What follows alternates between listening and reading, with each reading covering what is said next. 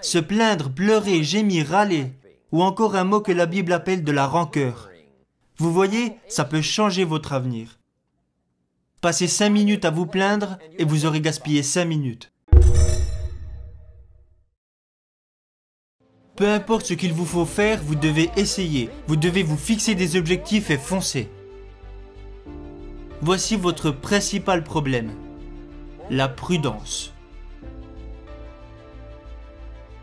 Certaines personnes n'auront jamais beaucoup parce qu'elles sont trop prudentes. Maintenant, vous pouvez aussi être trop téméraire, mais vous pouvez aussi être trop prudent. C'est ce qu'on appelle avoir une approche timide de la vie.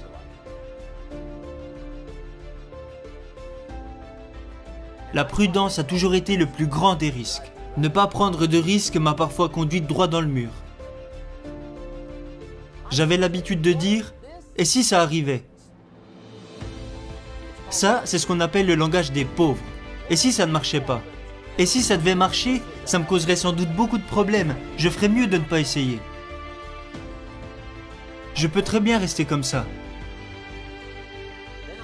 Ce qui a changé ma vie, c'est que je me suis rendu compte un jour que tout est risqué. À la minute où vous êtes né, votre vie est devenue risquée. Si vous pensez qu'essayer est risqué, attendez qu'on vous donne la facture pour ne pas avoir essayé. Si vous pensez qu'investir est risqué, attendez de voir l'addition pour ne pas avoir investi. Tout est risqué. Se marier, c'est risqué. Avoir des enfants, c'est risqué. Se lancer dans les affaires, c'est risqué. Investir son argent, c'est risqué. Tout est risqué. Je vais vous dire à quel point la vie est risquée. Personne n'en sortira vivant. C'est risqué. Les Anglais disent « si les choses doivent arriver, alors elles arriveront ». C'est pour ça qu'il faut essayer. Quelqu'un dira peut-être « ouais, mais moi je recherche la sécurité ». Très bien, alors blottissez-vous dans un coin, on vous couvrira d'un drap, on vous apportera 3 repas par jour et on vous protégera. On vous nourrira et on s'occupera de vous. Et on prendra soin de vous. On ne laissera rien vous arriver et vous vivrez probablement jusqu'à 100 ans.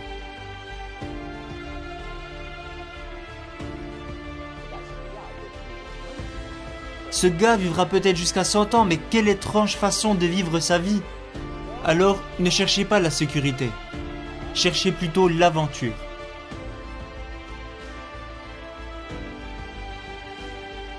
Mieux vaut vivre 30 ans d'aventure que 100 ans à l'abri dans un coin, à regarder sa vie défiler. Ce n'est pas important de savoir combien de temps on vit. Ce qui est important, c'est comment on vit. Un autre point que j'aimerais aborder et qui concerne beaucoup de gens est le pessimisme. Le pessimisme, cette maladie mortelle qui consiste à toujours regarder les choses du mauvais côté, du côté des problèmes, le côté difficile, en cherchant à valider toutes les raisons pour lesquelles on ne peut pas réussir.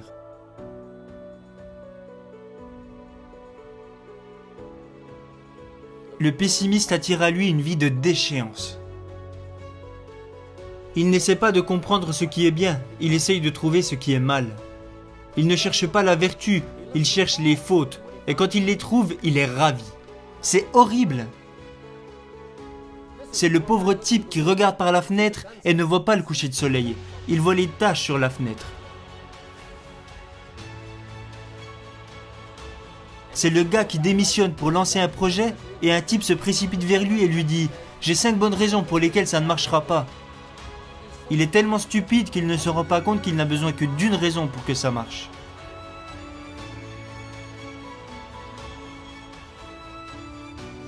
Pour le pessimiste, le verre est toujours à moitié vide. Alors que pour l'optimiste, le verre est toujours à moitié plein. Pourquoi la même mesure affecte-t-elle les gens de 2 manières différentes? La réponse est que tout dépend de la façon dont on voit les choses.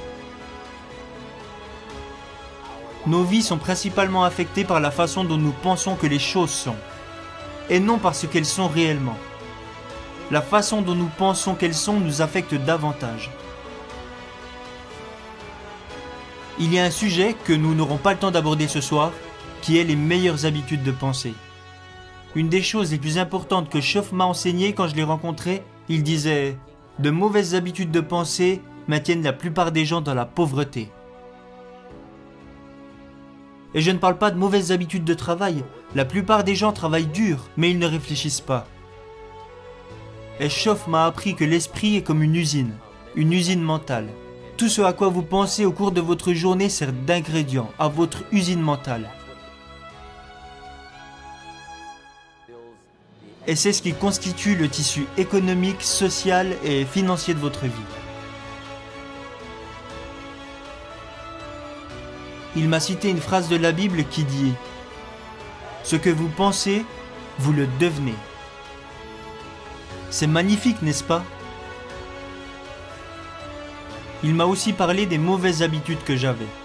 J'avais l'habitude de commencer ma journée en lisant le journal. Croyez-le ou non, je prenais une tasse de café et je lisais le journal. Je lisais les articles sur les guerres, les émeutes, les meurtres, les coups de couteau, les braquages de banque, les agressions, les accidents de voiture. Je faisais le plein de tout ça et je commençais ma journée. Vous pouvez imaginer le genre de journée que j'avais l'habitude d'avoir.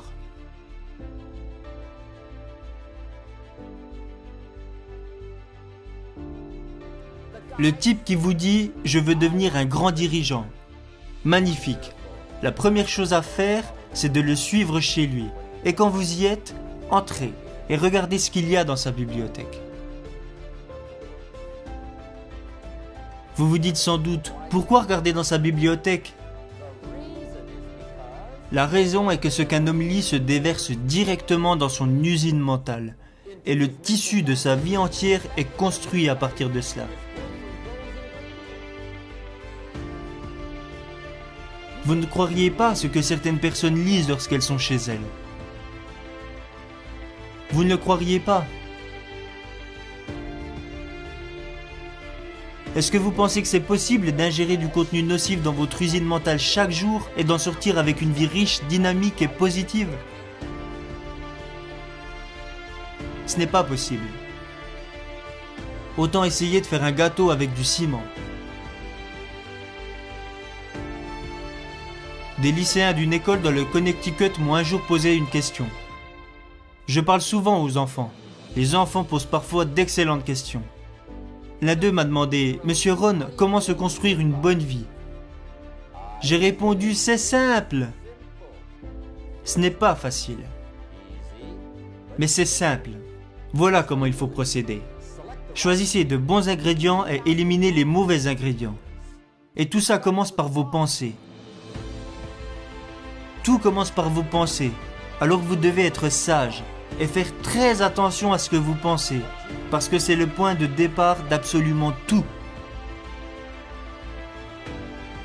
Vous devez être sage et attentif. J'ai demandé aux enfants, que se passerait-il si quelqu'un mettait du sucre dans mon café? Ils m'ont répondu, pas grand-chose. J'ai ensuite demandé, que se passerait-il si quelqu'un mettait de la strychnine dans mon café? Ils m'ont répondu, ça vous tuerait. Et c'est vrai. Alors, leçon numéro 1. La vie contient à la fois du sucre et de la strychnine. Vous devez être attentif. Je leur ai demandé, que se passerait-il si c'était mon pire ennemi qui mettait du sucre dans mon café? Ils m'ont dit, rien du tout. Et si c'était mon meilleur ami, même par accident, qui mettait de la strychnine dans mon café? Ils m'ont dit, ça vous tuerait. Exactement. Alors, leçon numéro 2. Surveillez votre café.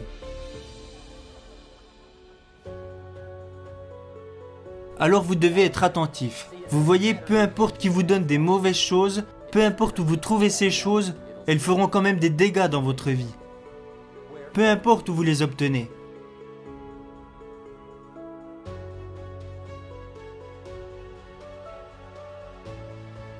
Monsieur Schoff m'a donné l'une des meilleures phrases quand je l'ai rencontré. Il m'a dit « Jim, monte la garde chaque jour devant la porte de ton esprit. »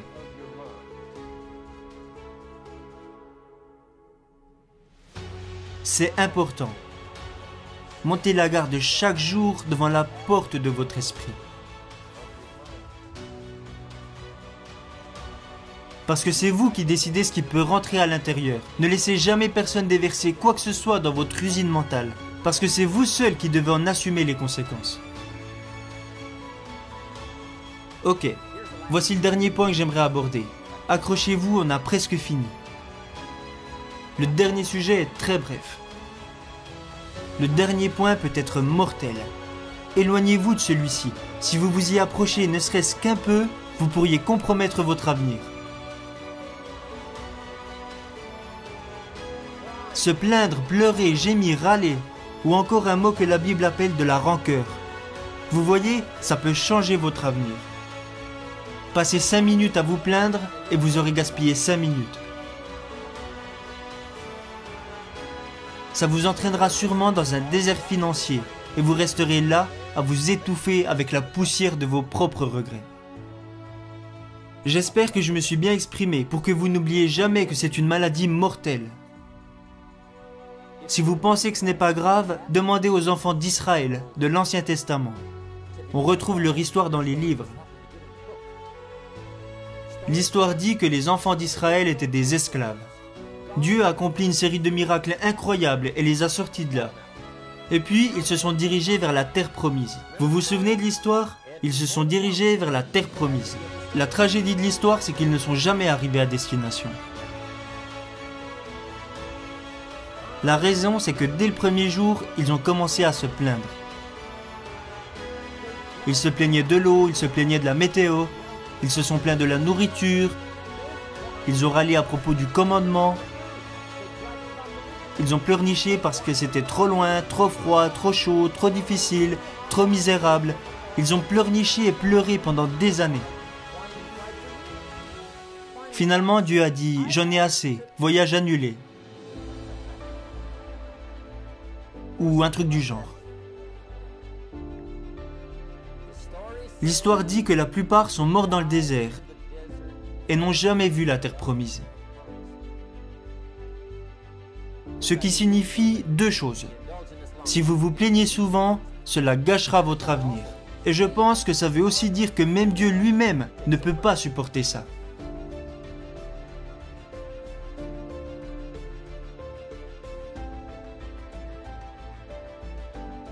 Soyez juste attentifs aux choses qui peuvent détruire tout le bien que vous avez construit.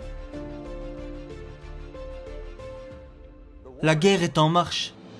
Et ce soir, demain, mentalement, personnellement, socialement, économiquement, vous devez vous assurer que vous avez toutes les cartes en main pour gagner cette guerre.